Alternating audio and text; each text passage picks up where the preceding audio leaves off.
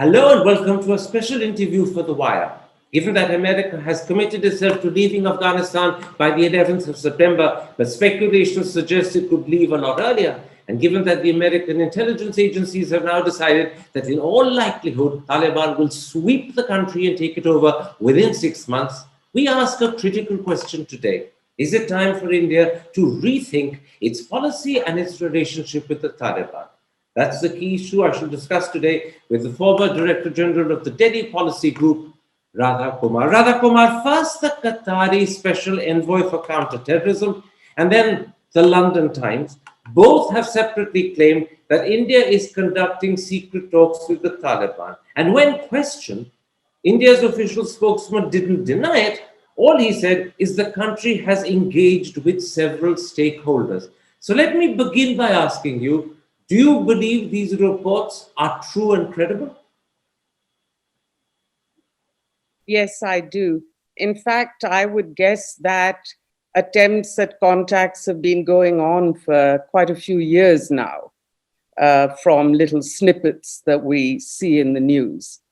And as you know, Karan, even during the Taliban period in the late 90s, India was actually trading with Kandahar. In fact, our former consul, I think at that time, Vivek Kajju, is one of the people who was doing those trading negotiations. So, against that background, you're not surprised that India is at the moment talking secretly and quietly with the Taliban. You believe it's part of a pattern that stretches back to the time when the Taliban were actually in power in the late 90s. Yes, I do. And bear in mind that over the past, say, 12 or 13 years, there has been more and more opinion in India calling for talks with the Taliban or some form of engagement. Having said that, of course, there are many factions in the Taliban and different. Let me then at this point put this to you. The Americans are committed to leaving the country by the 11th of September, but there's a lot of speculation that could happen earlier. The London Times has estimated that the Taliban are in a very strong, sometimes even they say invincible position in 28 of Afghanistan's 34 provinces. That being the case, is it wise and sensible for the Indians to be talking to Taliban, or does this represent a mistaken U-turn in Indian policy? Which of the two? Um, a very difficult question. On one side, you have the attempts, 20 years of attempts to build at least a relatively democratic government and institutions, civil society, education, and India has been a major aider in that process, from government to military to civil society to health. So now talking to the Taliban would mean that the elected government representatives that India supported all these years, that support will not be quite as unequivocal as before. However, we must bear in mind that this is perhaps the weakest government that Afghanistan has had since 2002. We've seen, in a way, a constant decline in the credibility of governments in Afghanistan. And this one in particular was born out of so much conflict between the different political actors, a very grudging alliance, which hasn't really worked. So and as we've seen, their military control. So are you then suggesting that at this moment of time, it is sensible to talk to the Taliban? It's not an avoidable U-turn? Absolutely. I don't think there's any choice for the Indian government at all on that, because, even if the government of India relationship is, or beginning of talks is restricted to the smaller factions of the Taliban, for example, the Doha office. Even so, whatever you have by way of possible connections has to be made. Okay. Now, bear in mind that the background is also that almost every other regional country is also engaging with the Taliban. So, with an Indian engagement as well, an opportunity arises to try to form some kind of common agenda to protect what civil rights you can while continuing to at least have non-committal relations with the Taliban, Now, the non-hostile Taliban, anyway. in that article in the London Times, which came out on the 24th, have said, and I'm quoting, that the meeting is held on India's request. What is it that India is looking for when it starts to engage, even secretively, with someone that it has implacably opposed since 1996? What is it that India is looking for? Well, two or three things. One, obviously, is to keep a connection going with Afghanistan, and that is for obvious security purposes. Afghanistan has in the past played host to anti-armed groups. It provided them sanctuary, it's provided them training capacities, and so on and so forth. And that certainly would be something that the government of India would want to avoid. The second is that India has in the past invested a great deal in Afghanistan, and some desire to protect those assets will remain, even though my reading is that the Modi administration has accepted that our ability to influence events related to and in Afghanistan is very limited and will continue to be more and more limited. Even with that, we do have some obligation to try to protect the hospitals, for example, or to try to at least ensure that schools, hospitals, those types of things that we have invested in are not attacked or forced to close down. Let me at this point ask you, how concerned will the Indian government be about whatever nature of relationship the Taliban has with the Lashkar-e-Toiba and with the Jaish-e-Mohammed? I imagine that relationship is something that India is very concerned about. To what extent will therefore the Indian government want to find out more from Taliban about their relationship with LET and Jaish? As you know, both the LET and the Jaish were founded first to support the Afghan jihad. LET was founded with a very radical intellectual mentor, Abdullah Azam, and Hafiz Saeed. They worked together to form a group to fight in Afghanistan. Similarly, Jaish, Masood Azhar was educated at the radical Binuri Mosque, where a large number of Taliban were recruited and trained as well. And in fact, originally, his aim was to go and fight in the Afghan jihad.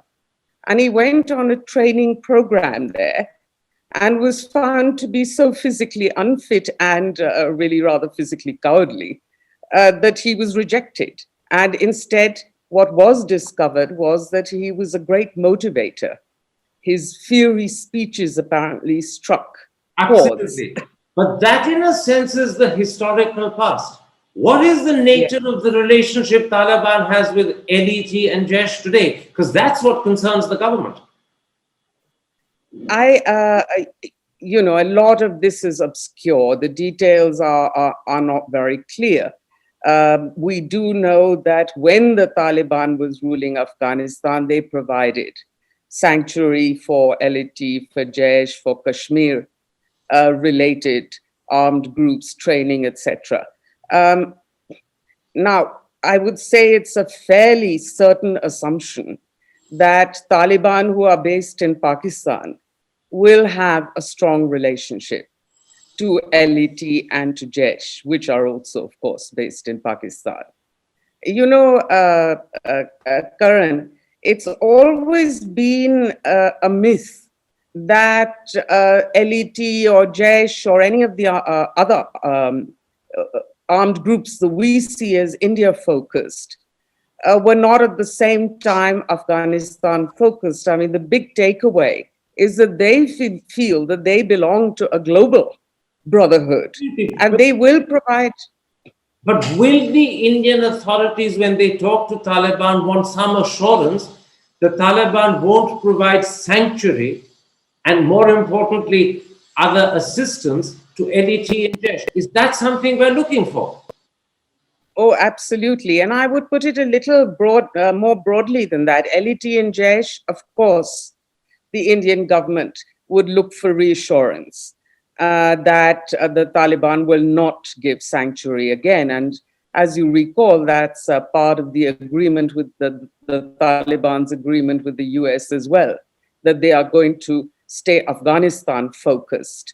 By the way, in that context, it's interesting to know that there are talks going on quietly between the US, the UK, Pakistan, on removing Taliban infrastructure within Pakistan. So there is some discussion. We don't know where it'll go. And of course, we can be rightly skeptical about it yielding productive results.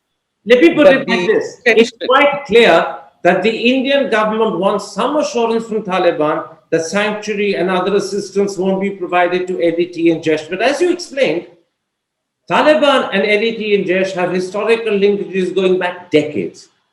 More importantly, both the LET and Jaish started off actually as entities that wanted to be involved in the Afghan jihad. And so there's a two-way linkage. And therefore, whatever assurance you get from Taliban, how credible and how believable is it? How reliable will it be? Well, I would say you'd have to monitor it day by day, frankly. But on the plus side, there are elements, at least within the Taliban, that are looking for development aid from India. So the hope would be that development aid would act as a deterrent for them to give all of this. But I would also say that alongside, that's why it's important that India-Pakistan talks have started at the same time. Let's not collapse everything into one. Let's take it step by step. We've talked about what India is looking for from the Taliban, and we've also come to a conclusion that Taliban may not be completely willing, or at least might not be reliable, even if it is willing, in giving those assurances. But as you point out, there are factions of the Taliban that want aid from India, and so maybe Taliban will be somewhat divided internally. But, and this is the important thing, Taliban will also remember that India was implacably opposed to them from 96 onwards. India, in fact, funded militarily and financially their own rivals, the Northern Alliance. And most importantly, Taliban is extremely close to Pakistan. They've had sanctuary in that country for decades. The Pakistanis are extremely keen that the relationship between Taliban and Delhi should not become close, it should remain fraught. Why would Taliban then, in those circumstances, want to accommodate India?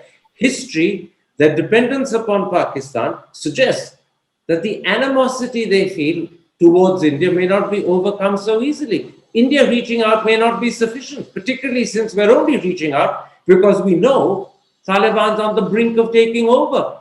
It's desperation that's making us reach out, not a conversion about Taliban. Yeah, well, all very valid points indeed.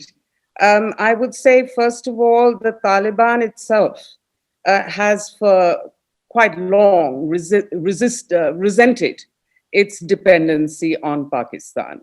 And they have in various ways tried to extricate themselves from that dependency. They haven't been successful, of course. So that desire to separate, at least to some degree, from Pakistani control will be strong. If, it's still a very big if, we should not assume that they are going to rule Afghanistan. Afghanistan's history has always been contrary. Everyone thought that Najibullah would only last 6 months. He lasted 3 years. Now, Ghani is clearly not Najibullah, but we don't know. The situation has changed. The geopolitics have changed. You might see some sort of compromise government. I don't know whether Can I interrupt? it seems highly unlikely. Can I interrupt? That is only, it seems to me, a theoretical possibility, which you're mentioning as an academic, because you don't want to rule it out. A far greater possibility, acknowledged by American intelligence themselves last week, is that in 6 months, Taliban will sweep and take Kabul. That's also apparent from the manner in which the violence is going, where the Afghan army is not just losing, but deserting. And finally, Taliban has dominance over much of the country anyway. So they're already in possession or control, effectively, of pretty close to 2/3. Let me put this to you. There is a further factor that is a problem. It's not just Taliban's traditional decades-long skepticism and animosity towards India because we were their implacable foes. But Taliban's gone on record, along with Pakistan, to say that they don't fully approve of the depth and breadth of India's involvement in Afghanistan. The Taliban spokesman who spoke to the London Times said, "We have reservations about India's role in Afghanistan." And that echoes Shah Mahmood Qureshi, who just a few days earlier said, India's role is larger than it ought to be. Is there a possibility that to be able to play a role in a Taliban-dominated Afghanistan, India may have to scale down its presence, not build on it, but scale it down and reduce it? Well, as you've seen, they already have closed 2 consulates in Herat and Jalalabad, both of which fell to the Taliban, not our consulates, the provinces. And it is also true that back in 2014, when the Modi administration came to power, at its top security echelons, it was concluded that India's proactive relationship to Afghanistan would need to be downgraded. And therefore, the focus perhaps would need to be only on a limited effort to contain any threat from Afghanistan. Now, I do believe that that policy approach has had to shift and has shifted since it became clear that the US withdrawal was on an accelerated plane. My own reading is that no matter how much an Indian government might want to withdraw completely from Afghanistan, it is simply not possible for security reasons. Can I interrupt? Can I interrupt? You're saying 2 very important things. You began by saying that the Modi government, when it came to power way back in 2014, that's 7 years ago, actually had decided that India needs to diminish its presence in Afghanistan. I take it this is something you're privy to, something that's been told to you, because it's not common knowledge. But against that background, closing the consulate in Herat, closing the consulate in Jalalabad, and accepting Taliban terms that we don't want such a large presence from India any longer. We are quite happy for you to continue to be involved, but at a lower level. That is part of a pattern that goes back to the initial thinking of the Modi government. And therefore, you're suggesting that the Modi government may not be averse to India reducing its presence, and that would help Taliban accept a diminished presence by India in Kabul. Yes, I mean, very well put. I'm not sure I would have put it quite so clearly, but yes, I would agree completely. In fact, I would argue that it may be acceptable. Of course, whether it will actually help you in the long run to deal with the cross-border sanctuary and so on, security threats is another matter. That will depend very much on the India-Pakistan relationship. which is why I believe the two are tied Absolutely. umbilically. And I'll come to that in a moment's time. Let's keep our focus on Afghanistan and the Taliban a little longer. If India is happy to diminish and lower and reduce its presence in Afghanistan, something that you believe the Modi government has been thinking of since 2014, and that's information that is privilege which you have, then might it also be the case that Mr. Modi might decide perhaps we can afford to abandon Afghanistan, if I can put it like that? After all, in the 50s, India effectively abandoned its consulate in Lhasa and its interests in Tibet, and Tibet is an actual neighbor. Afghanistan is not an actual neighbor, except that we claim it as a neighboring country because of the fact that the bit of Kashmir that borders it is ours, although it's actually in Pakistani control. So if we can abandon Tibet, might Mr. Modi not say to himself, we can abandon Afghanistan too? I think that would be enormously short-sighted. In Tibet, you did not have anti-India armed groups seeking sanctuary in Tibet at the time that we closed our Lhasa consulate, which we should not have done, but never mind that. Now, in Afghanistan, you have a completely different situation. If you abandon, i.e. withdraw entirely, including seize the aid that you are giving, you are running the risk, which is a 90% certainty, which is that groups like Lashkar, Jaish, Hizbul, and others will start to set up training centers in Afghanistan. Bear in mind that right now the FAT, the Financial Action Task Force, has Pakistan on the grey list. It has been putting pressure on Pakistan for the past many years to start to crack down on the terrorist infrastructure in that country. And now, if Pakistan then can use Afghanistan instead, the plausible deniability is right back. And the FATF itself starts to lose its heft as leverage. I take your point that it is important for India to maintain a presence, a good relationship with Afghanistan, particularly from the security point of view, which is LET and Jaish, but also from the Pakistan point of view. However, how large that presence will be, how effective it will be, actually depends not on our willingness to maintain it, but on Taliban's willingness to accept it. Because when Taliban came to power in 96, right after 2001, our presence in Afghanistan virtually came to zero. And therefore, these secret talks with the Taliban are critical because beyond getting assurances from Taliban about how they'll handle LET and Jaish, we need an assurance they are happy for us to continue to be involved in Afghanistan's development, to be considered a strategic ally, to be considered an important regional ally. This is where I want to go back to something you raised a moment ago. How unanimous is Taliban in its attitude to India? I noticed that the official spokesman, presumably based in Pakistan, denied all knowledge of secret talks with India. But Sohail Shaheen, who speaks on behalf of the political office the Taliban has in Qatar, actually said something very different to the London Times. I'm going to quote him. He said, "We need reconstruction and development, and that cannot be achieved without cooperation from regional countries. And the regional country that can best do that, other than China, is India." So is the Taliban internally split over how to respond to India's feelers?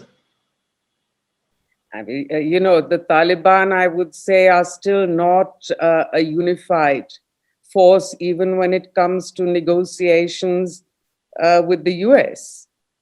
Or with Russia and China and Iran and so on. So of course they are split when it comes to India. Furthermore, as far as I understand it, the government of India has not really been able to open a channel with the Haqqani group. Now, to what extent the Haqqani group is on board, is not on board, is again not fully clear, though Sirajuddin Haqqani wrote various op-eds, for example, in the New York Times, saying that that they were open to, protecting education for girls and so on and so forth. And that they wanted good relations with neighbors and the region at large. So one question mark, but certain small straws that indicate the situation is different today. Secondly, more importantly, I would say actually, is that what you see is that the neighbors and the region at large, there are a lot of conversations going on about Afghanistan and about regional cooperation, regional security mechanisms. And India, I would say, has unfortunately in the past 5 or 6 years been a laggard there. During the first decade of this century, India was fairly active at the regional level, both with the Istanbul Forum and with a regional aid and development network. Today, we see we have fallen out of those loops, and they need to be revived absolutely at a priority level, because internationally too, there is an attempt to prevent. Come back to the Taliban. Yeah. One of the things the Indians don't have, as you pointed out, is any contact with the Haqqani group. The Haqqani group as far as we know, involved in the attack on the Indian embassy in, when was it, 2008, 2009. Yeah. Secondly, the Haqqanis are right at the top of the Taliban pyramid of power. He's virtually number 2. Who knows when he might become number 1? And indeed, his connection with Afghanistan is a very strong one. Are we aware, therefore, of the possibility that as Taliban comes to power, Haqqani could become more important? And the one man we don't want to have to deal with and do business with could be the one Taliban face we have to confront. Things are not getting easier for us. They could get worse. Well, indeed, they will get worse. And I do hope that our strategic analysts have figured that out.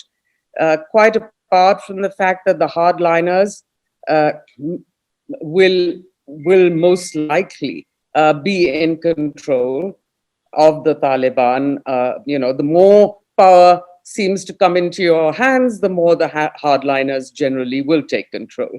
So I think that should be an assumption that the government of India should work on. Having said that, one more point. One point. What I was thinking was that the only real card India has is its abilities as a donor. And as a donor, it has some leverage for the Taliban, because the Taliban definitely will want money and aid. However, we have to then bear in mind on the other side that unlike previous situations, this time there is open hostility between India and China. So even that donor leverage may not count for that much. Quite right. Because China can be a much more major donor. Absolutely. China has the capacity to be a bigger and more important donor. China has a direct border with Afghanistan, which we do not, and I keep emphasizing that. But also, the undercurrent to what you're saying is that Taliban could be, and I'm using this carefully, bribed by India's generosity to accept an Indian presence because they need reconstruction. That's why the political wing that Sohail Shaheen represents is more open to India. The military wing, which is the one that's housed still in Pakistan, the one that the Haqqanis perhaps dominate, is much more resistant to us. That split will continue, and we need to know when Taliban is in Afghanistan and possibly taking over the country, which of the two wings becomes dominant, the political wing or the military wing. That will affect whatever relationship we have. Is that right? Yes. But if I may be allowed to complicate matters a little bit, let's not forget that India from 2002 to today, less today, but has been on the ground in Afghanistan in a range of different development programs which reach local people. That means that inevitably at one level or another, Indian officials would have met members of the that the Taliban presence is not new. They have had presence in a range of provinces right from the beginning. Okay. It's just intensifying now. So how does that play in? Is the Indian government trying to look at those little tiny, this locality, this goodwill, that goodwill? We don't know because there's no transparency about what our government Absolutely, is but doing. those are useful contacts that we can build on because Yes. those low-level Taliban sympathizers or officials that have been operating in Afghanistan since 2002 under the guise or the auspices or whatever government was in power, we have relationships with them and we can build it. I'm coming to the end of this interview, but I want to broaden it to try and bring in the international context. First of all, to what extent do you believe, and I won't use the word pressure, but to what extent have we been nudged, pushed, and encouraged by the Americans? To what extent are we being told by Blinken and Biden, Modi, you really need to reach out and build this relationship because once we are gone, you need better terms with the Taliban? It goes back to before the Biden administration. Zalmay Khalil to We're try to losing broker. Zalmay Khalilzad, who was the US envoy, he was telling India for the last 5 or 6 years that you must talk to the Taliban. And I think the US offered to facilitate. But that is, to what extent has the incoming Biden administration, who set a date for withdrawal and who in many ways have a different attitude to Afghanistan to Trump, to what extent have they in the last 6 months pushed us and encouraged us? That's the question. I would say that they would have certainly suggested it and supported talks, but I would say that they wouldn't put too much effort into it.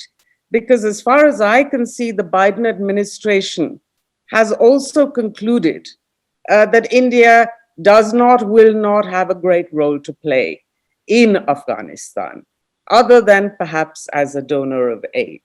So not shaping. The shaping role is going now to Pakistan, Russia, and China. All of whom are neighbors of Afghanistan, which we are not. One last question. Is this step that the Indian government is taking of talking secretly to the Taliban connected to several other developments that have been happening over the last few months? I refer to the ceasefire with Pakistan, which has held remarkably well since it was announced in February. I refer to the increasing apprehension of a two hostile front situation after the Ladakh confrontation. I refer to the fact that we would need to reach out to our own Kashmiri leaders, something we began last week. Are all of these connected? Very much so. And I would, again, I'm purely speculative, but I would hazard the guess that the US did help in brokering the ceasefire. To what extent, I don't know, but I would imagine they would do more there than they would have done vis-a-vis Taliban.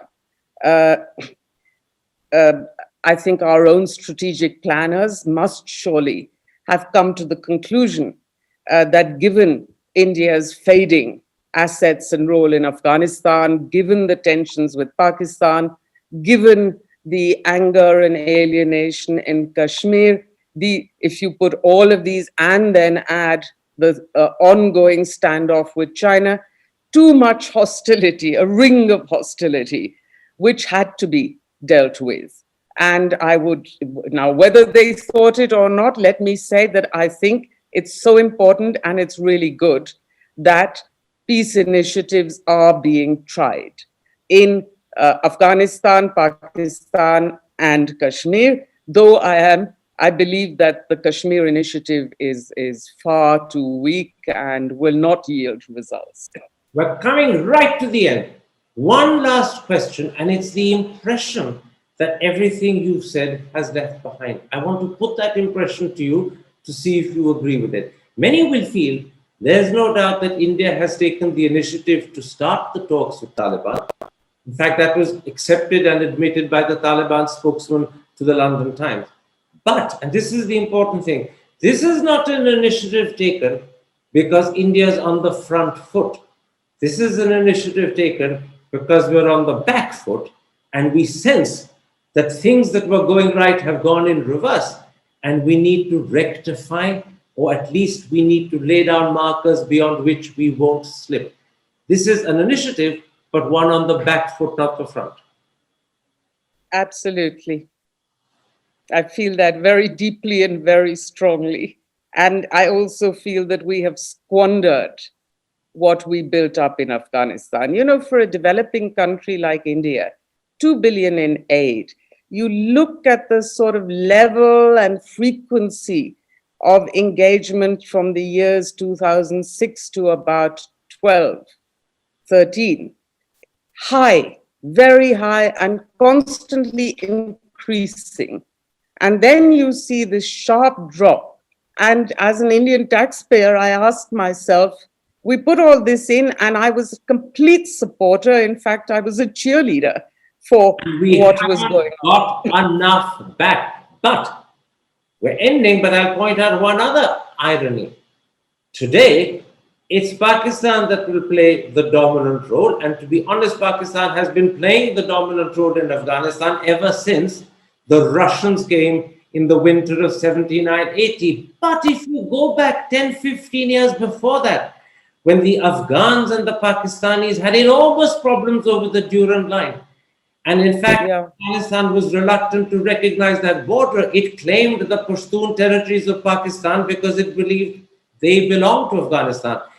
That problem has completely reversed.